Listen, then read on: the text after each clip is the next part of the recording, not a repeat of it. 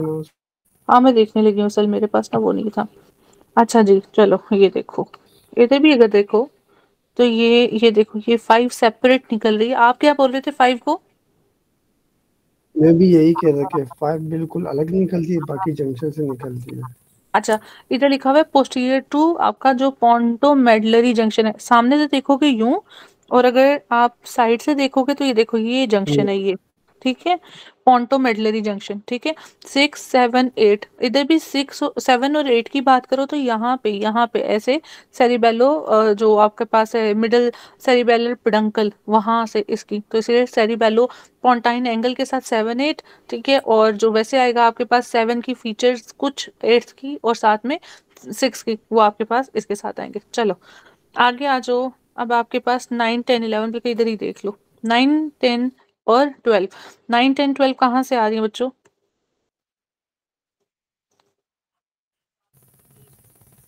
ग्लॉसोफ्रेंजियल vagus and hypoglossal posterior to inferior olivary nucleus. Inferior olivary nucleus किस level पे था?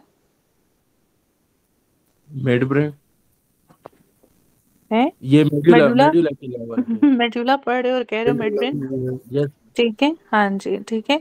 तो ये आपके पास है कौन सी नर्व? 12, 11 12। और 10, नीचे नीचे। 10, ठीक है।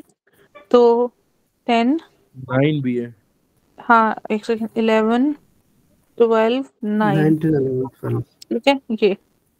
अब आपके पास क्वेश्चंस आते हैं between pyramids, between pyramids, pyramids कहाँ पे होते हैं? मेडुला, ठीक है। अच्छा, एंड इंफीरियर ऑलिवरी न्यूक्लियस, कौन सी नर्व जा रही है? 10, क्लोज कर रहे हैं। 9, 10। हम्म, नहीं नहीं नहीं नहीं नहीं, 12 जा रही है मैम। यस। वेल जर। ठीक है। 12 इंफीरियर ऑलिवरी न्यूक्लियस और किसके दरमियान? पैरामिड। पायरामिड, ठीक है। आपके पास ये जा रही है, all sensation goes to pyramidal, pyramid except olfaction वाली वो भी बात है, ठीक है। बेस ऑफ थैलेमस में कौन सी नर्व होती है? बेस ऑफ थैलेमस में,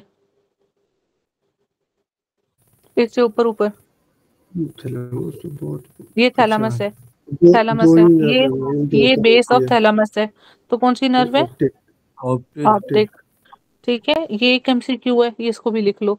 अच्छा जी, अब मैं आप लोगों को बताती हूँ, hypothalamus only efferent nerve that carry information to brain, only efferent nerve that carry information to brain, ठीक ऑप्टिक है। हाँ जी डिफरेंट ऑप्टिक वाली ना नर्व, मैम। हाँ जी, जी जी एफरेंट इज ऑप्टिक, ठीक है। तो ये ऑप्टिक के दो एमसीक्यू हो गए, एक तो बेस ऑफ थैलेमस, दूसरी चीज आपके पास एफरेंट टू हाइपोथैलेमस। चलो ये सारे थे, और बस हमारी ये भी होगी। अब आगे चलते हैं। आज आप लोगों को डॉक्टर आयशा ने ट्रैक्स कराए?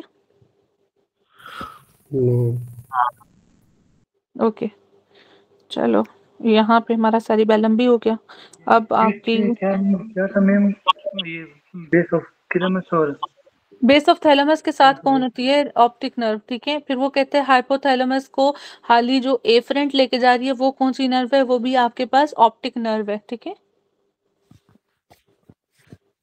ओके चलो, अच्छा अब यहाँ पे पढ़ लेते हैं। अ पेशेंट प्रेजेंटेड विद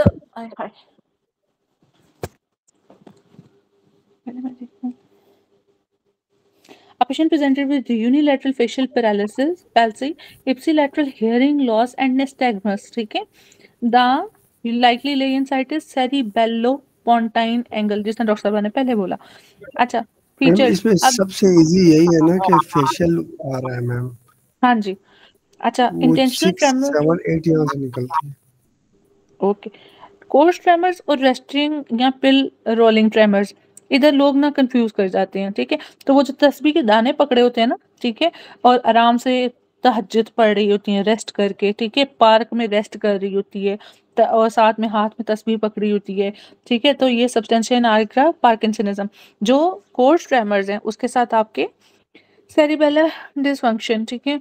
निस्टैगमस है, डिसडाइडोकोकाइनेसिया है, डिस्मेट्री है, swing to same side of lesion, इसमें रोम्बर्ग टेस्ट वाली बात कर रहे हैं, ठीक है। आइज ओपन आइज क्लोज पे, तो अपना पेंडुलर नी जर्क, ठीक है। तो अपर मोटर न्यूरॉन लेयन के साथ एक क्वेश्चन आता है, फिर क्या प्रेफर करोगे?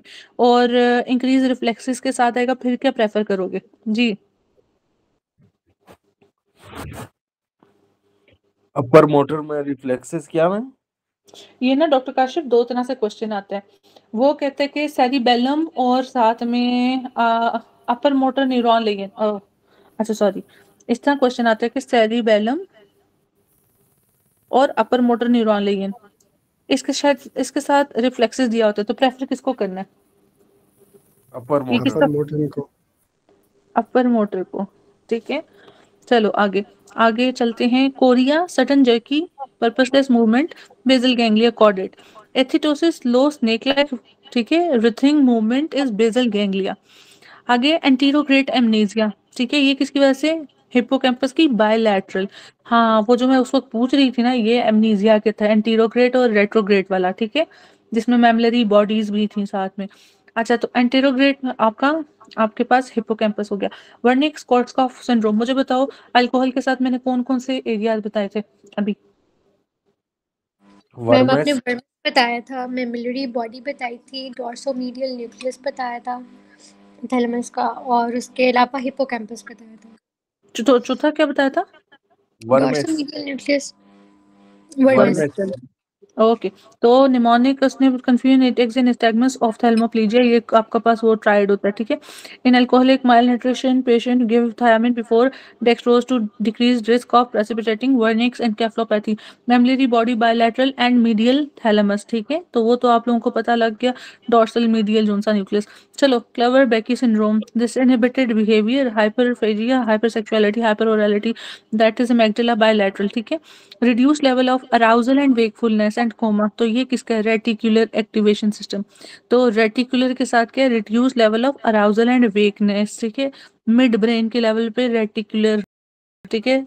तो ये आपका आपका reduce level of arousal and wakefulness, जागना, ठीक है। सुप्रा कियास्मेटिक के ऑपोजिट कर लो, वो नींद से आपको बेदार कराता है, और ये जो मतलब सर्कैडियन रिदम को कंटिन्यू करता है। और मिड ब्रेन में आपके पास रेटिकुलर एरिया, जो कि आपके पास हर वक्त कोमा वाली सिचुएशन, क्योंकि वैसे भी आपको पता है कि किसका पार्ट है, मेडुला पॉन्स, और वो तो जब आपको कोमा होता है तो तब भी तो इसी के साथ एसोसिएटेड है, तो रेटिकुलर एरिया, ठीक है।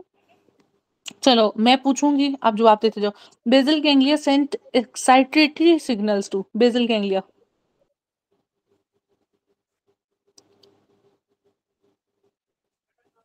इसका कोई स्पेशल न्यूक्लियाई तो नहीं है ना, सेरिब्रल कॉर्टेक्स को जाएंगे। सेक्शन ऑफ कॉर्डल पॉन्स की बात कर रहे हैं, शोज